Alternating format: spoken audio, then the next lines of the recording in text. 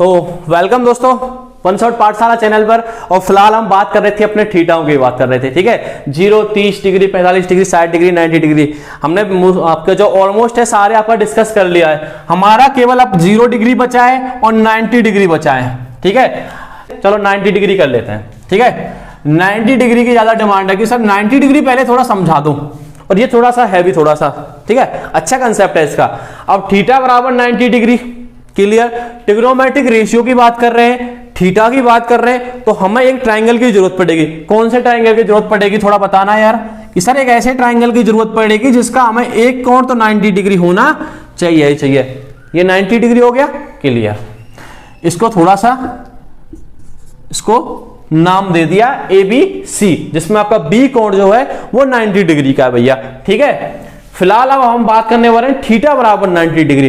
जैसे मुझे इस कोण से बात करना है, मैं जो ट्रिग्नोमेट्रिक रेशियो की वैल्यू बात कर रहा हूं, समझना भाई, क्योंकि ये जो कंसेप्ट है ना, ये समझने का है। मुझे बात करना है इस एंगल से, क्लियर। ये ऑलरेडी 90 है, ये ऑलरेडी 90 है, एक ट्राइंगल है समकोण त्रिभुज, क्लियर। और इस थीटा से बात करने वाला हूं मैं इन ट्रिग्नोमेट्रिक रेशियो की, और इस थीटा की वैल्यू कितनी है, 90 डिग्री है। इस थीटा की डिग्री कितनी है, 90 डिग्री है। थोड़ा सा एक चीज आपको बता देता हूं, अगर ये आपका 90 डिग्री है और इस थीटा की वैल्यू भी हम 90 डिग्री की बात कर रहे हैं, तो भैया इसकी वैल्यू कितनी होगी मुझे बताना। कि सर ये तो थोड़ा सा कंफ्यूजन वाला सिस्टम हो गया कि सर 90 और 90 तो 180 डिग्री से हो गया, और सर मुझे पता है कि तीनों की तीनों एंगल होंगे, इसको भी प्लस करूं, इसको भी प्लस करूं, इसको भी प्लस करूं, कि angle A plus angle B plus angle C, इनकी वैल्यू 180 होनी चाहिए। बल्कि ये तो इनकी वैल्यू भी 180 हो गई। ये थोड़ा सा प्रैक्टिकली आप सोचो, ठीक है, तब आपको चीज समझ में आएगी। तो इसका मतलब ये है कि सर ये 90 ऐसे पॉसिबल है नहीं भैया। कैसे पॉसिबल है कि सर ये 90 एक ही कंडीशन में पॉसिबल है, जब इसका मान 0 हो जाए। अब देखो थोड़ा सा भाई, ये समझने की बात है, ठीक है। आपका ध्यान अब यहां पे होना बहुत जरूरी है।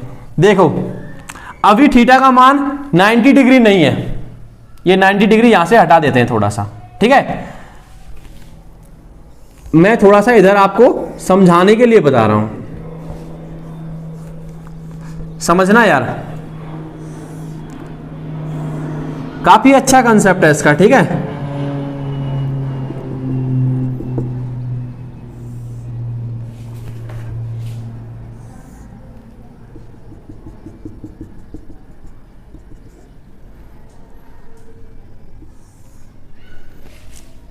देखो वही ABC है आपका। अभी तुम में से एक बंदा बैठा हुआ है, थोड़ा सा एग्जांपल के थ्रू समझेंगे इसको, ठीक है। देखो अभी जो यहां से थीटा जो बन रहा है ना, वो यहां से बन रहा है, क्लियर।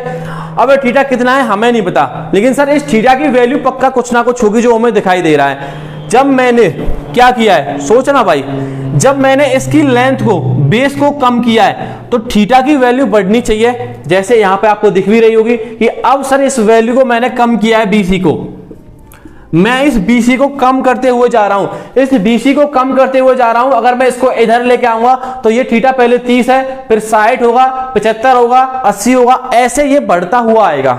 ये चीज समझी कि अगर मैं BC को कम करता हुआ जाऊं, क्योंकि देखो ये बेस कम हो रहा है, ठीक है। और जब आपने यहां पे आ गए, अभी आप यहां पे थे, अभी आप यहां पे आ गए हो, ठीक है, अब देख रहे हो, सॉरी, जब आप यहां पे थे तो थोड़ा सा थीटा का मान बढ़ा, फिर आप थोड़े से और नजदीक आए उस चीज के, तो थोड़ा सा थीटा का मान और बढ़ा भैया, और देखो कितना बढ़ गया। अब लगभग हो सकता है 85, 80 के आसपास पहुंच गया। अब थोड़ी चीज आपको समझ में आ रही होंगी कि सर हाँ लग रहा है बढ़ रहा है। और भैया और जब ऐसे आ गया वो बिल्कुल ऐसे कि सर BC की वैल्यू और भी कम कर दी तुमने, तो सर हो सकता है अब थीटा की जो वैल्यू है अप्रोक्सीमेटली 90 है, प्रॉपर 90 नहीं है, अप्रोक्सी ऑलमोस्ट 90 पहुंच गया। और सर 90 कब होगी, कि 90 जब होगी भैया कि जब ये बलून होगा और ये आप होगे इसके बिल्कुल नीचे होगे, कि आपका जो बेस है ना, वो बेस आपका 0 हो जाएगा। क्या 0 होगा, बेस 0 होगा, ठीक है। क्या 0 होगा, बेस 0 होगा। उस समय जो एंगल बनेगा वो 90 डिग्री का बनेगा, उस समय जो एंगल बनेगा 90 डिग्री का बनेगा। हर बात को 2 बार बोल रहा हूं, थोड़ा ध्यान से समझ लो, ठीक है। क्या होगा कि सर मेरा जो बेस है ये शून्य होना चाहिए, ये शून्य होना चाहिए। और सर जो लेंथ है, समझना, ये जो लेंथ है, ठीक है, इस लेंथ के बराबर होगी ये वाली लेंथ बराबर होगी, मैंने मान लिया के। क्लियर, समझ रहे हो थोड़ा सा? ये लेंथ इस लेंथ के बराबर होगी कि नहीं होगी, क्योंकि इसका कोई मतलब ही नहीं निकलेगा जब अगर ये वाली शून्य हो जाए तो ये लेंथ इसके ऊपर आ जाएगी। यहां पे देखो BC की वैल्यू, BC की जो वैल्यू है अभी बिल्कुल थोड़ी सी है, और इसकी लेंथ अब अभी ऑलमोस्ट 90 बताया मैंने। 90 कब होगी? जब बिल्कुल आप इसके परपेंडिकुलर से डालोगे, जस्ट इसके नीचे हो जाओगे, तो यही तो वैल्यू आपकी रहेगी। BC 0 हो जाएगी, हाइपोटेनियस आपका सेम हो जाएगा भैया। तो साइन 90 कब बनेगा? कि जब सर मेरा आधार शून्य हो जाए और कर्ण मेरा लंब के बराबर हो जाए। नहीं समझे हो?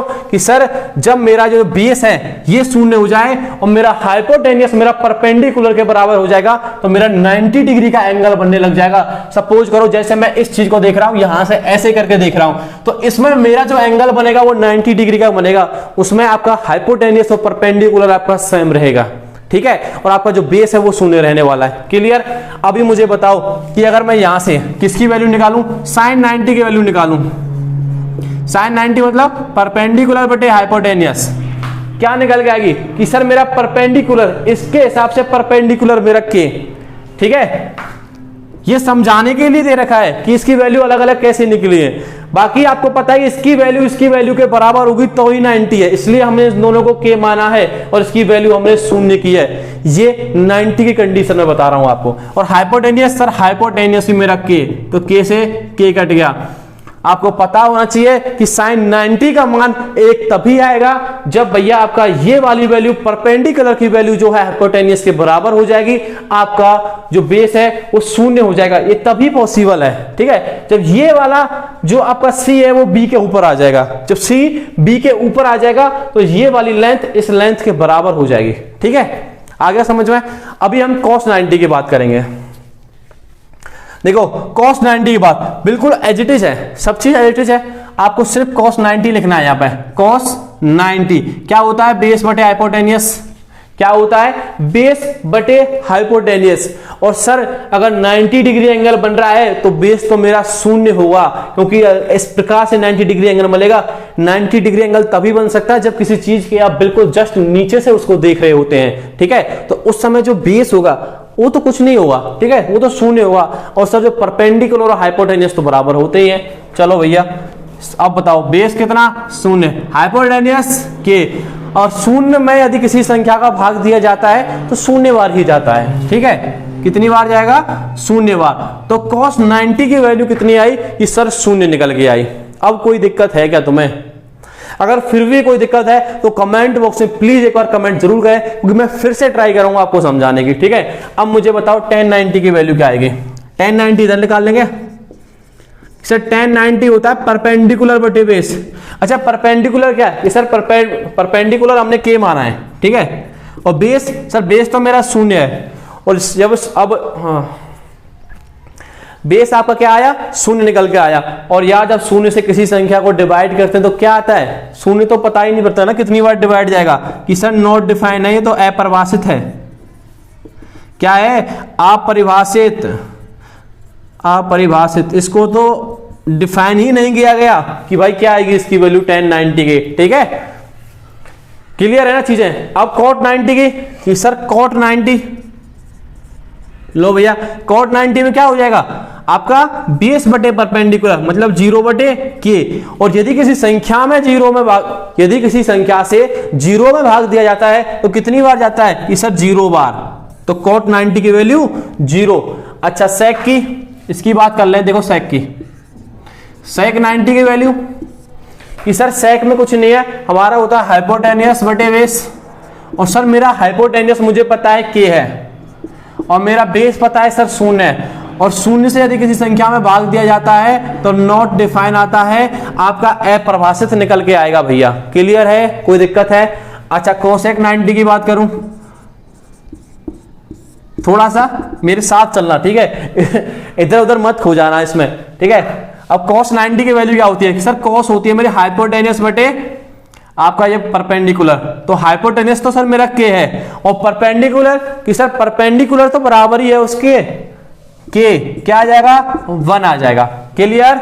कोई समस्या है, नहीं होनी चाहिए। आई थिंक मेरे हिसाब से आपको 90 डिग्री का जो कंसेप्ट है वो समझ में आ जाना चाहिए। 90 डिग्री का कंसेप्ट ये है कि जब आप किसी चीज को, मैं इस पॉइंट से इस पॉइंट को यदि देख रहा हूं तो इसके जस्ट मुझे अगर 90 डिग्री का कोण बनाना है तो जस्ट इसके नीचे से देखना पड़ेगा, परपेंडिकुलर में देखना पड़ेगा, और उस कंडीशन में आपका जो बेस है वो शून्य होगा, आपका जो हाइपोटेनियस है वो आपका किसके बराबर होना चाहिए भैया, परपेंडिकुलर के बराबर होना चाहिए। तो ही एक कंडीशन है कि आपकी 90 डिग्री का एंगल बने, ठीक है, क्योंकि तभी आपका ये वाला एंगल शून्य होगा, ये 90 होगा और ये 90 होगा। 180 डिग्री से ज्यादा तो हो नहीं सकते तीनों एंगलों का योग जो है। तो अब हम नेक्स्ट डिस्कस करेंगे अपने 0 डिग्री पे।